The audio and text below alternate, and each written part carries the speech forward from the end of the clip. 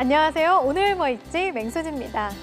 국회 도서관이 추천하는 새로 나온 책과 다양한 추천 테마 도서를 소개하는 시간입니다.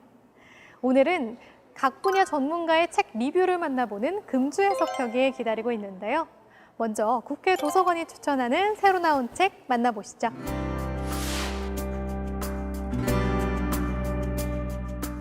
해당화 불타는 듯한 바울길, 백사장 눈 내린 듯한 해파랑길.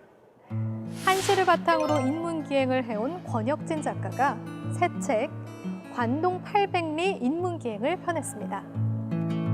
이번에는 관동팔경 사이사이 잘 알려지지 않은 문화공간을 찾았는데요. 사라져가는 공간을 찾아 주의를 환기시키기도 하고 까맣게 잊고 있었던 공간을 찾아 그곳의 의미를 다시 음미합니다. 바닷가 바위는 이름 없는 것이 아니었고 호수에도 시문의 향기가 배어 있었다라는 직접 보고 느낀 여행지의 섬세한 비유적 표현이 여행의 낭만을 한껏 끌어올립니다. 클릭 한 번으로 몇 시간 만에 주문한 물건을 현관 앞에서 받아볼 수 있는 세상.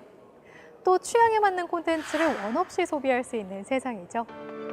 하지만 이러한 디지털 기술의 발전으로 생각지 못한 부작용도 나타나고 있는데요.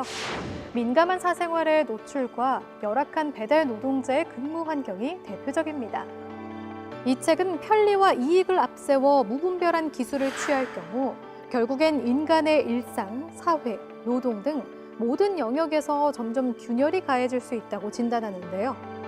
우리가 간과하고 있던 플랫폼 시장의 문제점을 통해 디지털 기술의 소비자가 아닌 기술의 주권자가 되어야 한다고 이야기합니다.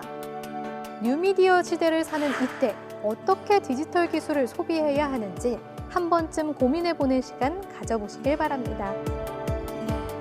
우리가 매일 한 번쯤 접하게 되는 음료가 역사의 흐름과 밀접한 관계가 있었다는 사실 알고 계신가요? 프랑스 대혁명, 영국 산업혁명, 제2차 세계대전 등 세계적 사건 뒤에는 음료가 있었다고 하는데요. 그 대표적인 것이 프랑스 대혁명의 씨앗이 된 음료, 바로 커피입니다. 프랑스 전역에 커피하우스가 널리 퍼지면서 커피를 매개로 시민들은 소통을 시작했고, 소통은 기존 질서에 대한 반감으로 이어져 결국 프랑스 대혁명의 원동력이 됐다고 하는데요. 갈증을 해소하는 것 이상의 역할을 수행했던 음료. 세계 역사의 결정적 단초를 제공한 음료의 흥미로운 비밀을 파헤쳐보는 시간이 되셨으면 좋겠습니다. 혹시 오랫동안 해결되지 않는 문제로 골머리를 앓고 있진 않으신가요? 심리적 문제 때문에 전문가의 도움도 받아봤지만 효과가 없거나 미미했다면 이 책 꼭 한번 읽어보시길 바랍니다. 내면을 치유할 방법으로 포커싱 심리치유법을 소개하는데요. 포커싱이란 자신의 내면에 접근하는 방법입니다. 자신의 내면에 접근하기 위해 공간 정리하기, 공명하기, 받아들이기 등 포커싱하는 구체적인 사례들을 제시하는데요. 침착하고 순차적으로 마음의 문제 해결에 접근하도록 도와주는 시간. 이 책을 통해 나와 조금 더 가까워지는 시간을 가져보면 어떨까요? 독서의 길잡이가 돼줄 전문가의 서평을 들어보는 시간, 금주의 서평. 오늘은 특별히 현진권 국회 도서관장님을 모시고 책 세계 속의 한국, 한국인의 서평을 직접 들어보도록 하겠습니다. 안녕하세요, 관장님. 예, 반갑습니다. 네, 이 책에 대해서 서평을 직접 쓰셨다고 들었는데요. 특별히 이 책의 서평을 쓰신 이유가 있으실까요?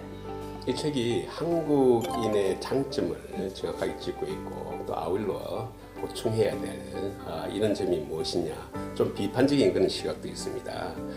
지금 국제사회는 경쟁 세계입니다. 한국이 좀 더 선진국으로 가기 위해서는 선진국의 규범에 따라야 되는 것입니다. 대한민국이 더 성장하는 데 있어서는 우리가 국제적인 규범이 무엇인가 한 번쯤 되새겨볼 그런 이 문제를 던져주는 그런 책입니다. 네, 그렇군요.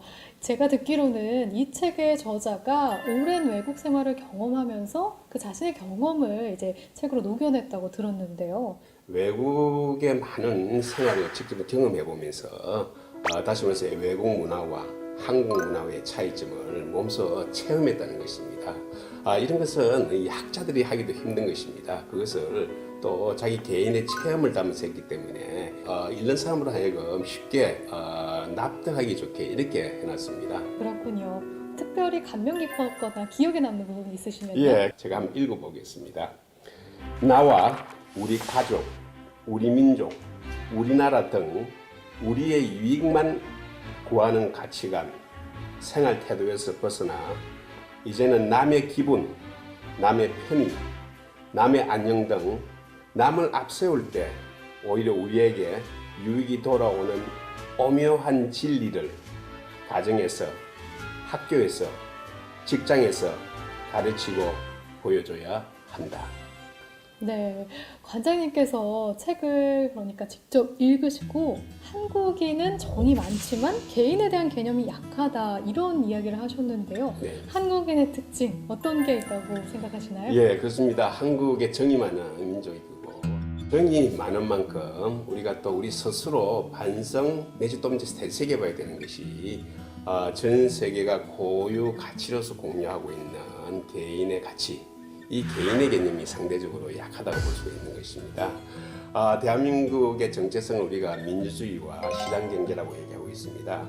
이 정체성 민주주의와 시장경제가 좀 더 발전하기 위해서는 바로 개인의 가치가 무엇인지 이런 사상에 대해서 한번 생각해 봐야 될 필요가 있다고 생각합니다.